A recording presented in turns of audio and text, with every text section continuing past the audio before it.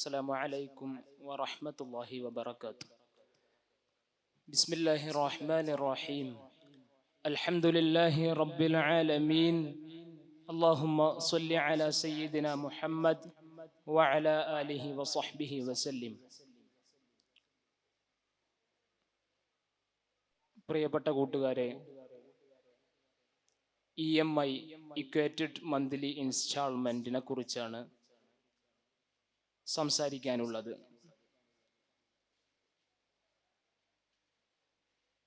ലോകം വികസിച്ചുകൊണ്ടിരിക്കുന്നതിനനുസരിച്ച് വ്യത്യസ്തങ്ങളായ സംവിധാനങ്ങളിലേക്കും സാഹചര്യങ്ങളിലേക്കും അവൻ ആവശ്യമായി വരുന്നുണ്ട്.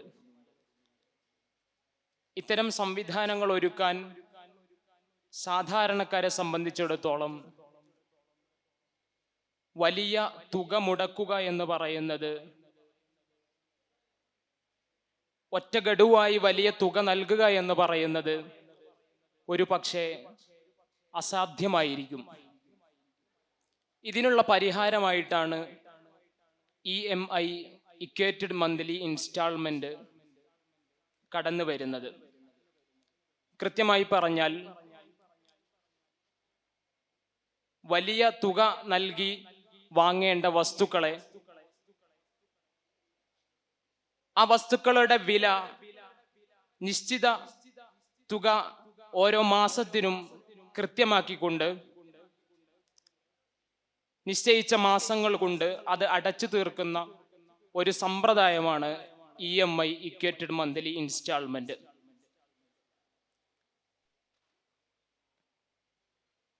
സാധാരണക്കാരെ സംബന്ധിച്ചിടത്തോളം സംവിധാനങ്ങൾ ഒരുക്കാൻ, സൗകര്യങ്ങൾ ഒരുക്കാൻ ഏറ്റവും അനുയോജ്യമെന്ന് തോന്നുന്ന ഒരു രീതിയാണ്, ഒരു സമ്പ്രദായമാണ് EMI. EMIയുടെ കർമ്മശാസ്ത്ര വിധികളിലേക്കാണ് നമ്മൾ പ്രവേശിക്കുന്നത്. ആദ്യമായി എന്താണ് EMI, EMIയുടെ ഉപയോഗം എന്താണ് എന്ന് തിരിച്ചറിയുമ്പോഴാണ് സമൂഹത്തിൽ EMIക്കുള്ള സ്വാധീനം നമുക്ക് മനസ്സിലാകുന്നത്. നേരത്തെ സൂചിപ്പിച്ചതുപോലെ നിശ്ചിത സംഖ്യ വിവിധ ഗഡുക്കളായി അടക്കുന്നതിനാണ് EMI എന്ന് പറയുന്നത്. ഇവിടെ പണമടക്കുന്ന ഒരാൾ, അതുപോലെ തന്നെ ആ പണത്തിന് പകരമായി ആ സാധനം നൽകുന്ന ആൾ, ഈ ഗഡുക്കൾ, ഇൻസ്റ്റാൾമെന്റ് എന്നീ മൂന്ന് വസ്തുക്കളാണ്, എന്നീ മൂന്ന് ഘടകങ്ങളാണ് EMIയിൽ ഉൾക്കൊണ്ടിട്ടുള്ളത്. ഈ മൂന്ന് ഘടകങ്ങളുടെ വിശദീകരണങ്ങളിലേക്ക് കടക്കുമ്പോഴാണ് ഇസ്ലാമിക കർമ്മശാസ്ത്രം നിഷ്കർഷിക്കുന്ന രീതിയിലുള്ള സാമ്പത്തിക ഇടപാടിന്റെ പരിധിയിലാണോ EMI വരുന്നത് എന്ന് നമ്മൾ മനസ്സിലാക്കുന്നത്.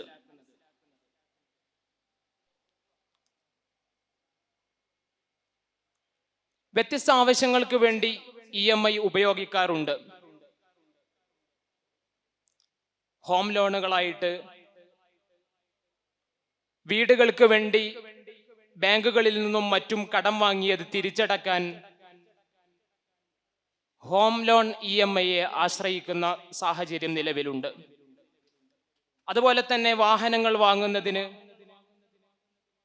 ആരോഗ്യവുമായി ബന്ധപ്പെട്ടുകൊണ്ട് കാർ പർച്ചേസ് ചെയ്യുന്നതിന്, വ്യക്തിപരമായ ആവശ്യങ്ങൾക്ക് എടുക്കുന്ന പേഴ്സണൽ EMIകൾ തുടങ്ങി EMIയുടെ ഉപയോഗങ്ങളും ഉപകാരങ്ങളും നിരവധിയാണ്. ഇന്ന് നമ്മൾ കണ്ടുകൊണ്ടിരിക്കുന്നത് പ്രധാനമായും രണ്ട് രൂപത്തിലുള്ള EMIകളാണ്. കോസ്റ്റ് EMI, അതുപോലെ തന്നെ നോ കോസ്റ്റ് EMI. ഈ രണ്ട് EMI സമ്പ്രദായങ്ങളെ വിശദമായി പരിശോധിക്കുമ്പോഴാണ് EMIയുടെ കർമ്മശാസ്ത്ര വിധികളിലേക്ക് നമുക്ക് ചെന്നു ചേരാൻ കഴിയുന്നത്. മനുഷ്യന് ഉപകാരമുണ്ട് എന്നതുകൊണ്ട് തന്നെ ഭൂരിഭാഗം ആളുകളും ഈ ഒരു സമ്പ്രദായത്തെ ഉപയോഗപ്പെടുത്തുമ്പോൾ ഇസ്ലാം എന്ത് നിലപാടാണ് ഇവിടെ സ്വീകരിക്കുന്നത് എന്നത് ഏറ്റവും പ്രധാനപ്പെട്ടതാണ്.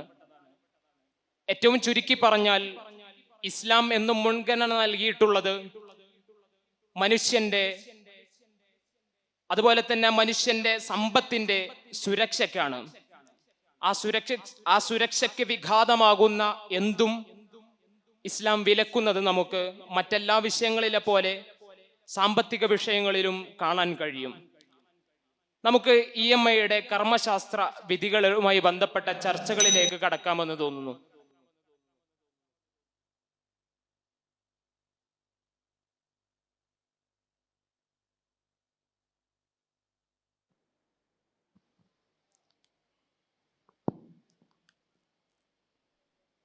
EMI ഇക്വേറ്റഡ് മന്ത്ലി ഇൻസ്റ്റാൾമെന്റ് ചർച്ച ചെയ്യുമ്പോൾ പ്രധാനമായും എന്താണ് EMI എന്ന് കൃത്യമായി മനസ്സിലാക്കുമ്പോഴാണ് അതിൻ്റെ കർമ്മശാസ്ത്ര വിധികൾ നമുക്ക് അനാവരണം ചെയ്യാൻ കഴിയുന്നത്. വ്യത്യസ്ത തരങ്ങളിലുള്ള EMI നിലനിൽക്കുന്നു.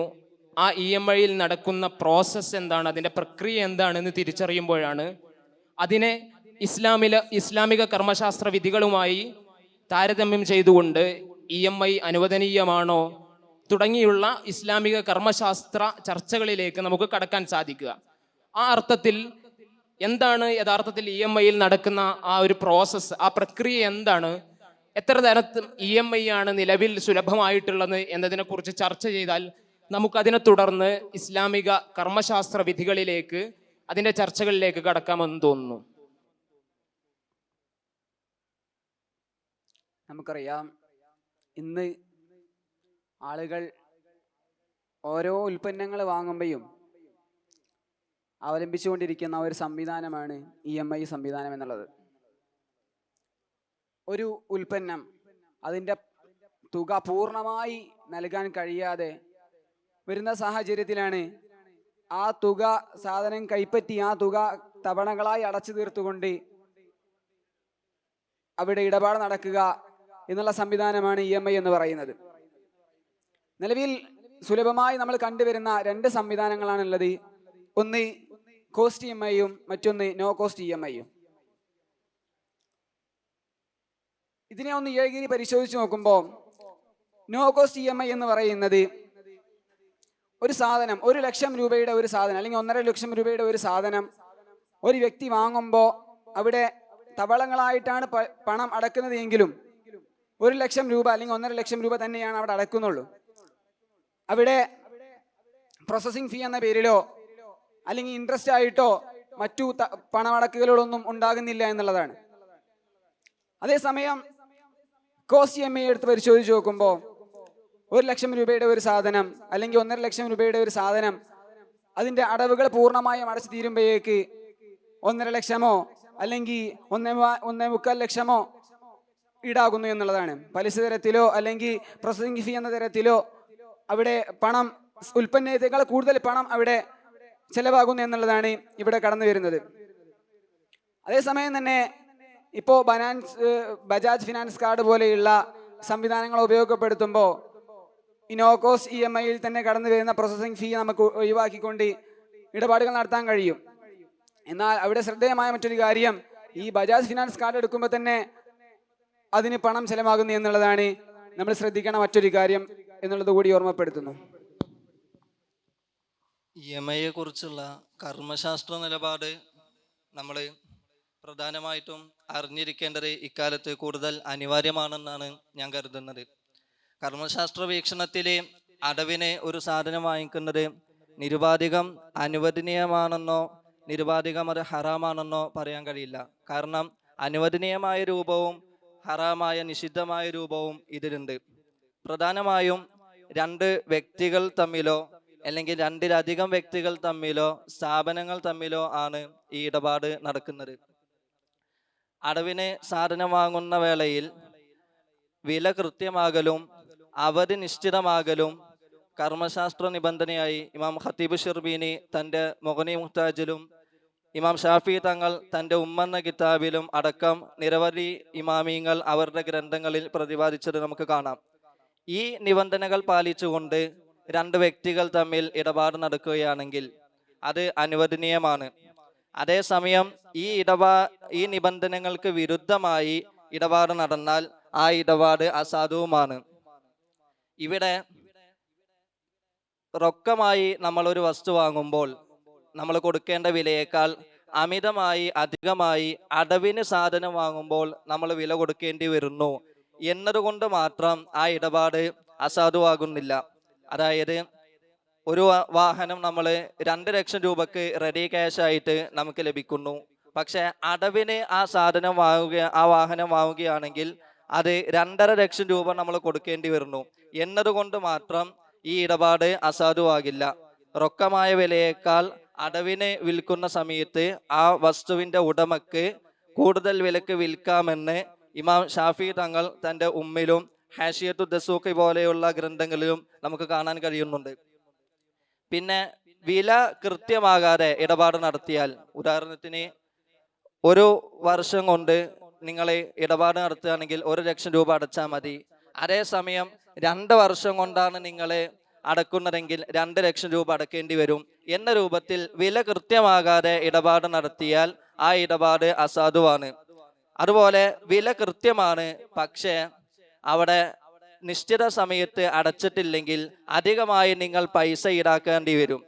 അതായത് 1 ലക്ഷം രൂപ നിങ്ങൾ 10 മാസം കൊണ്ട് 10,000 വെച്ച് അടക്കുകയാണെങ്കിൽ അടച്ചാൽ മതി. പക്ഷെ 1 മാസത്തെ അടവ് നിങ്ങൾ തെറ്റിച്ചാൽ അതിന് ഫൈനായിട്ട് 50,000 രൂപയോ 20,000 രൂപയോ ഈടാക്കും എന്ന രൂപത്തിൽ പണം കൊണ്ട് ഒരു ശിക്ഷ നടപ്പിലാക്കുന്ന തഅ്സീറും ബിൽ മാൽ എന്ന് ഫുഖഹാ പരിചയപ്പെടുത്തിയിട്ടുള്ള രൂപത്തിൽ ഇടപാട് വന്നാൽ ആ ഇടപാട് ഹറാമാണ്. തഅ്സീറും ബിൽ മാൽ ഹറാമാണെന്ന് ഇമാം ഖുർദി തൻ്റെ ഫത്താവയിലടക്കം നിരവധി ഗ്രന്ഥങ്ങളിൽ മറ്റ് ഇമാമിങ്ങൾ പറഞ്ഞതായിട്ട് നമുക്ക് കാണാൻ കഴിയും. ഇനി മൂന്നാമതൊരാൾ കൂടി ഈ അടവ് സമ്പ്രദായത്തിൽ ഇടപെടുന്ന രൂപമുണ്ട്. ഇപ്പോ അതൊരു വ്യക്തിയാകാം, അതല്ലെങ്കിൽ സ്ഥാപനമാകാം. ഉദാഹരണത്തിന് ഞാൻ ഒരാളിൽ നിന്ന് ഒരു വസ്തു വാങ്ങിക്കുന്നു, അതിന് റെഡിയായി ക്യാഷ് കൊടുക്കാൻ, റൊക്കമായി ക്യാഷ് കൊടുക്കാൻ എൻ്റെ കയ്യിൽ ഇല്ലാത്തത് കൊണ്ട് ഞാൻ മറ്റൊരു വ്യക്തിയിൽ നിന്ന് ക്യാഷ് കടം വാങ്ങുന്നു. അങ്ങനെ കടം വാങ്ങിയ പൈസ കൊണ്ട് ഞാൻ ഈ വസ്തു വാങ്ങിക്കുന്നത് ഇസ്ലാമിക നിബന്ധനകളെല്ലാം പാലിച്ച് വില കൃത്യമായി നിശ്ചിതമായിട്ടാണ് ഞാൻ ഈ ഇടപാട് നടത്തുന്നതെങ്കിൽ ആ ഇടപാട് അനുവദനീയമാണ്.